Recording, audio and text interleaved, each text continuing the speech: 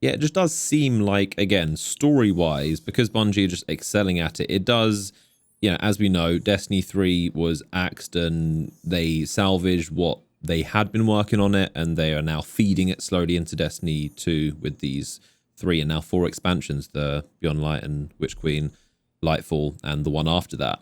But like just how much is happening, like if you compare what's happening in these seasons compared to previous seasons, like story wise, like getting literally full on friendly fallen, that's been something that people have been like speculating, guessing, like, I imagine, but it does seem like just what's happening is so massive.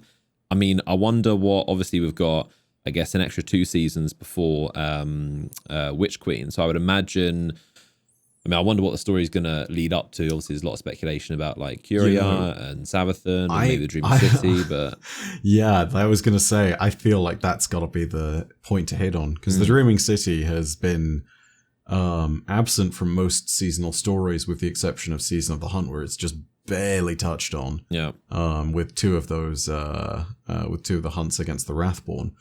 But when it comes down to it, that's a story that is directly linked into this whole Courier business. And we should probably talk about that in a moment or so. But the fact that it's not been touched in that long tells me that Bungie has been leaving it there for a reason. Yeah. Nessus was not touched in ages, and then in Season of the Chosen, it became a major staging ground for everything to do with Keitel. New Strike appeared there, the land tank rework of that one area happened, and all of a sudden, Nessus is just somewhat more relevant again on that particular front. You sit there and you talk about other areas that haven't been touched like that in ages, that don't feel like they would need to be sort of relatively static for the sake of being an introduction to new lights, and that leaves you realistically with only one territory, and that's the Dreaming City. So... And also from exciting. An engineering standpoint, which that Bungie is also very, very importantly considering, the Dreaming City is probably like one of the biggest like assets in the game, taking up a lot of space that is very much underutilized. So what is there to do on besides there was like Wrathborn hunts, I guess there's Blind Well and Last Wish. But you can go ahead and run the dungeon now because they updated the rewards on that. Yeah.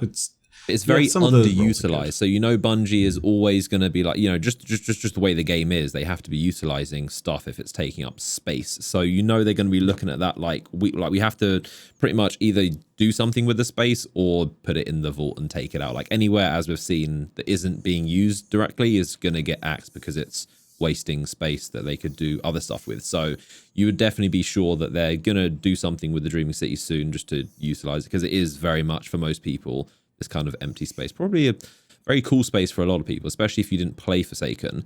I would imagine a lot of people go there and be like, what is this like huge, big, like epic destination that's hardly used? But I'm sure they will. I guess there's talk about them maybe sunsetting and removing areas of Forsaken, and especially like with Aldrin's story. I remember seeing about they were saying how, well, I'm not sure how how confirmed or how accurate it was, but they were saying about how Aldrin's story is too confusing for new players, which is funny because obviously if you go in and you see Crow, and then if you go and see Aldrin in Forsaken story, it just would make no sense. But right, yeah, it's a messy one.